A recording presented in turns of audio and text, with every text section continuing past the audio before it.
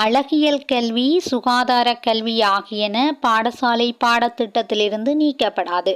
பிரதமர் தெரிவிப்பு. புதிய கல்வி சீர்திருத்தத்தினூடாக அழகியல் பாடங்கள், சுகாதாரம் மற்றும் உடற்கல்வி ஆகியவை நீக்கப்படாது என பிரதமர் ஹரணி அமரசூரிய தெரிவித்துள்ளார். 2026ஆம் ஆண்டு முதல் செயல்படுத்தப்படவுள்ள புதிய கல்வி சீர்திருத்தங்கள் குறித்து கல்வி அமைச்சு, தேசிய கல்வி நிறுவனம், பரீட்சைகள் திணைக்கள அதிகாரிகள் மற்றும் தேசிய மக்கள் சக்தியின் கல்விக் கொள்கை குழுவின் பிரதிநிதிகளுடன் இன்று அலரி மாளிகையில் கலந்துரையாடல் ஒன்று நடைபெற்றுள்ளது.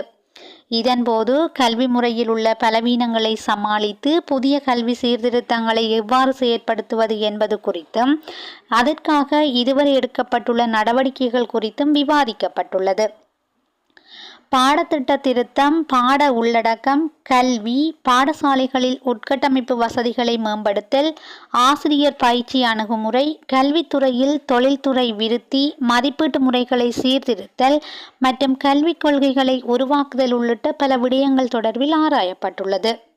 மேலும் பாலர் பாடசாலை கல்வி விருத்தி, தொடக்க கல்வி, இடைநிலை கல்வி, 3ஆம் நிலை கல்வி மற்றும் தொழிற்கல்வி ஆகிய துறைகளில் கல்வி சீர்திருத்தங்கள் எவ்வாறு மேற்கொள்ளப்பட வேண்டும் என்பது குறித்தும் கவனம் செலுத்தப்பட்டது. மேலும் 1ஆம் வகுப்பு முதல் 6ஆம் வகுப்பு வரை, 6ஆம் வகுப்பு முதல் 9ஆம் வகுப்பு வரை, 10ஆம் வகுப்பு முதல் 13ஆம் வகுப்பு வரை கல்வியில் மேற்கொள்ளப்பட வேண்டிய சீர்திருத்தங்கள் குறித்தும் தேசிய கல்வி நிறுவனத்தின் அதிகாரிகள் தெளிவுபடுத்தியுள்ளனர். கல்வியை மாற்றுவோம், இலங்கையை மாற்றுவோம் என்ற தொனிப்பொருளின் கீழ் கல்வி சீர்திருத்தங்களை மேற்கொள்வதற்கு அனைவரும் இணக்கம் தெரிவித்துள்ளனர். பிம்ஸ்டெக் அமைப்பின் பொதுச் செயலாளருக்கும் பிரதமருக்கும் இடையில் சந்திப்பு. பிம்ஸ்டெக் அமைப்பின் பொதுச் செயலாளர் மற்றும் தூதுவர் இந்திராமணி பேண்டேவுக்கும் பிரதமர் ஹரணி அமரசூரியவுக்கும் இடையில் சந்திப்பு ஒன்று நடைபெற்றுள்ளது. இந்த சந்திப்பானது பிரதமர் அலுவலகத்தில் நடைபெற்றுள்ளது. பிம்ஸ்டெக் அமைப்புக்குள் பிராந்திய ஒத்துழைப்புக்காக இலங்கையின் தொடர்ச்சியான பங்களிப்பு குறித்து விவாதிக்கப்பட்டது. இலங்கையில் முக்கிய பங்கு வகித்த சுகாதார சேவைகள், மனிதவள மேம்பாடு மற்றும் டிஜிட்டல் மயமாக்கல் உள்ளிட்ட ஒத்துழைப்பின் முக்கிய துறைகள் குறித்து இந்த கலந்துரையாடலில் கவனம் செலுத்தப்பட்டது. பிம்ஸ்டெக் உறுப்பு நாடுகளிடையே பொருளாதார மற்றும் சமூக வளர்ச்சியை வளர்ப்பதற்கு இந்த துறைகளை வலுப்படுத்துவதன் முக்கியத்துவத்தை இந்திராமணி பேண்டோ சுட்டிக்காட்டினார்.